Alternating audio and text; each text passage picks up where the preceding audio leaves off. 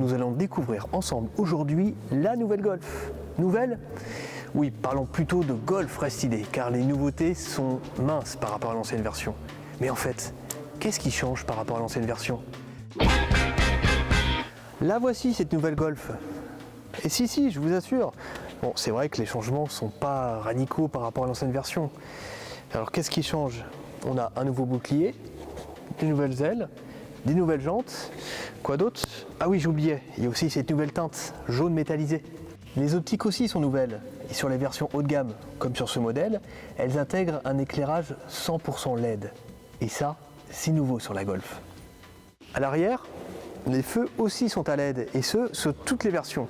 Mais la grande nouveauté, ce sont les clignotants dynamiques du plus bel effet. Regardez.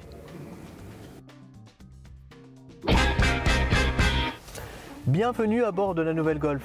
A priori, rien ne change, et pourtant, il faut jeter un œil sur la console centrale pour voir vraiment ce qu'il y a de nouveau. Regardez cet écran, il est énorme.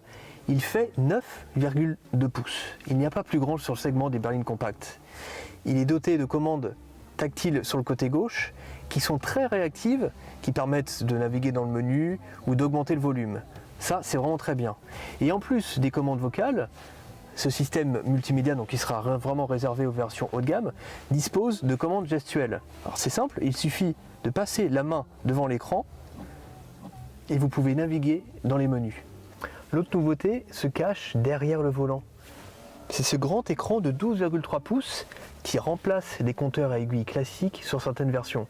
Alors quel avantage d'avoir un écran aussi grand? C'est que tout est personnalisable. On peut afficher le GPS, les aides à la conduite, l'ordinateur de bord, il y a vraiment tout qui est personnalisable. La Golf est une voiture plus sûre. Ce logo, par exemple, intègre une caméra qui détecte la présence des piétons et peut actionner un freinage d'urgence pour éviter l'accident. La nouvelle Golf dispose également d'un nouveau système qui gère la direction et la vitesse dans les bouchons. Il y a aussi du nouveau sous le capot, avec l'arrivée d'un nouveau moteur 4 cylindres essence, baptisé 1,5 L TSI Evo. Il développe 150 chevaux et Volkswagen annonce une consommation moyenne inférieure à 5 litres au 100.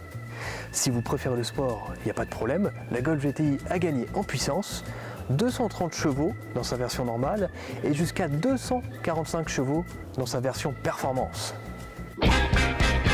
Bref, vous l'aurez bien compris, cette Golf évolue subtilement, mais cela a été nécessaire pour se repositionner face à des rivales plus modernes comme la Peugeot 308, la Renault Mégane ou encore la nouvelle Opel Astra.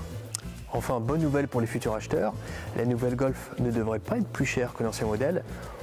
Elle devrait même proposer un équipement de série plus riche.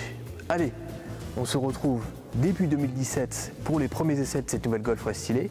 A bientôt sur l'Argus.fr et n'oubliez pas, abonnez-vous!